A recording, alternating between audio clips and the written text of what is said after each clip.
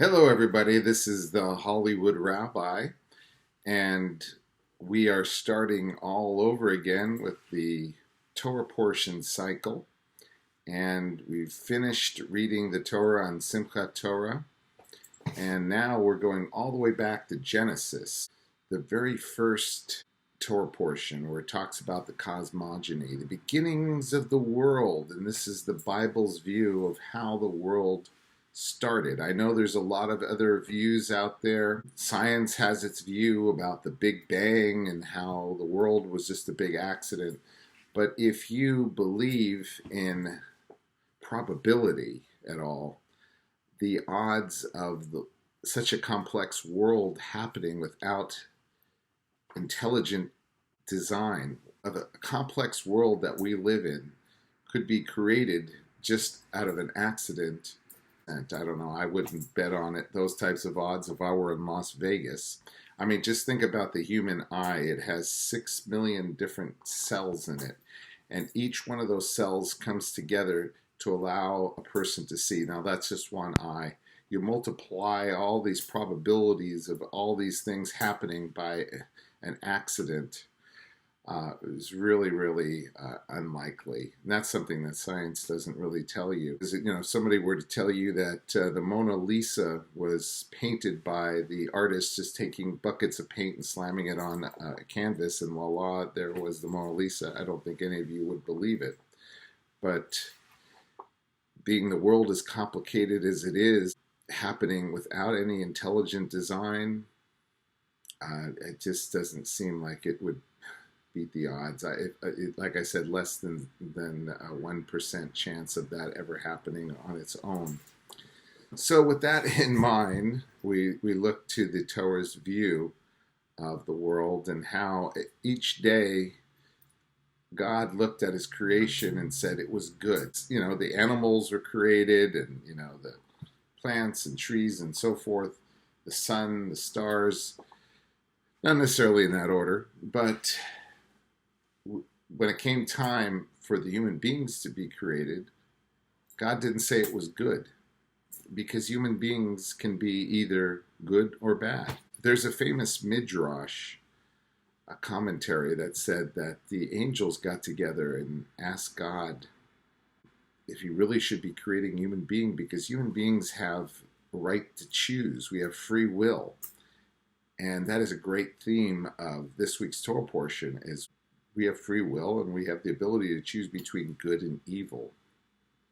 So they were warning him. They said, if you create human beings, they could undermine your entire creation. You should really think about it. But God was determined to create human beings, even though they could undermine the entire creation. And we see it today. We have enough firepower and ammunition to blow the world up probably thousands of times. But hopefully we'll make the right decisions and choose life. There's a lot of interesting things in this week's Torah portion. It even talks about the first woman. Now, women were the crown of creation, because as you can see, as God's creations were happening, they were becoming more complex with each creation. And the last being to be created was the female. And at first it states that man and woman were created. He created them equally. And then it talks about a whole other narrative a few paragraphs later, where it talks about God creating Eve from Adam's rib. So if you go into some of the commentary, there may have been two Eves. There may have been two first women. The first woman that God created, as the legend go, her name was Lilith. And she didn't get along too well with Adam. There was the first divorce, and she took off. And then God created Eve out of Adam's rib. Okay, well, look it up, the book of Lilith. There's a lot of information to be found about that. Of course, that's just commentary, but it is strange that there would be two narratives for the creation of woman. Man and woman were supposed to work together to make the world a better place. There was some bad choices made. There was some blaming going on. There was also very big dysfunctional family. Their son Cain, out of jealousy, murdered his brother Abel. And then he said the famous lines, "Am I my brother's keeper?" And the answer is yes, we are. We are our brother's keepers. We need to care and look out for each other. This started a long chain of sibling rivalry. If you look in the Bible, there were a lot of examples of it. Jacob and Asaph, and you had Joseph and his brothers. They threw him in a pit and sold him into slavery because they were jealous of him. So much jealousy. We'll get to that, how the dysfunction finally ended through forgiveness. I'm getting ahead of my story right now. We all have to think about the world being created just for us, but also for other people.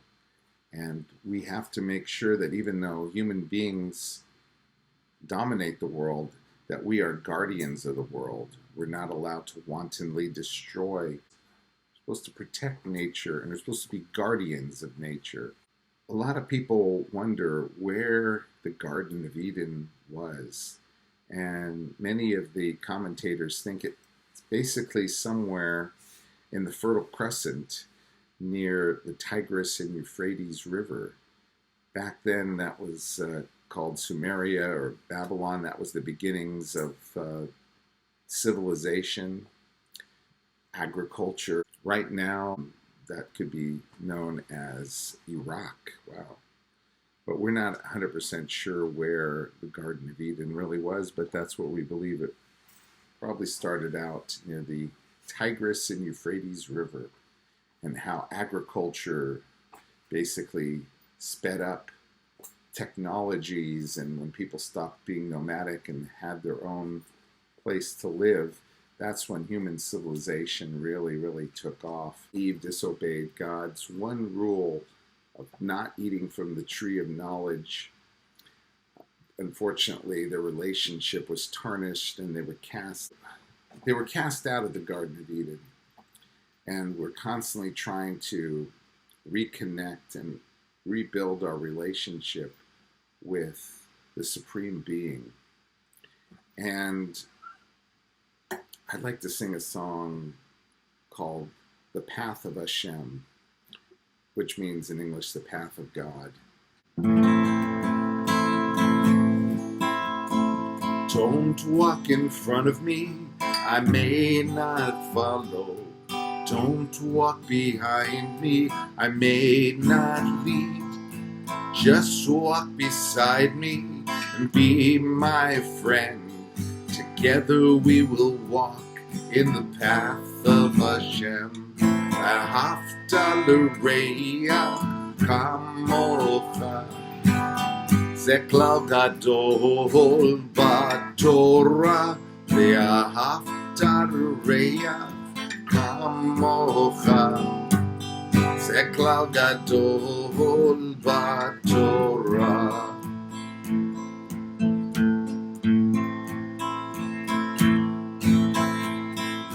Nation shall not lift up sword against nation, nor shall they learn of war anymore. Nation shall not lift up sword against nation, nor shall they learn of war anymore. So don't walk in front of me, I may not follow.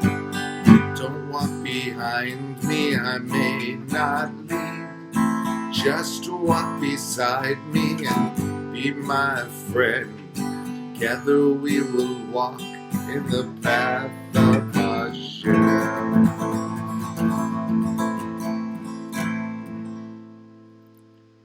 All right, well, I'm going to leave you with a final thought. You know, we have to keep moving into the future. We have to live in the present, because that's when all things are manifested and created. And the world is constantly being created. Don't think that the world was just created thousands of years ago and God stopped. No, you see creation every single day of your life. So, and the renewal of creations, new babies are born, new flowers grow, new plants, new animals. We're constantly witnessing creation, but we don't necessarily view it as a miracle because it's so common. Nonetheless, it is still very miraculous, and if God were not creating the world anew, everything would just stop. So we really are part of creation. We're really happy we see it every single day, and part of life is growing. So if you don't want to grow old, don't live in the past. Live in the present.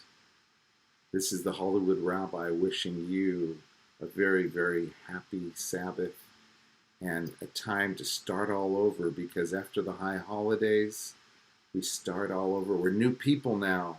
We've all worked on ourselves. We've become better. So that's why we're learning about the creation of the world, because the world is being created every single day. You have been created into a much better version of yourself.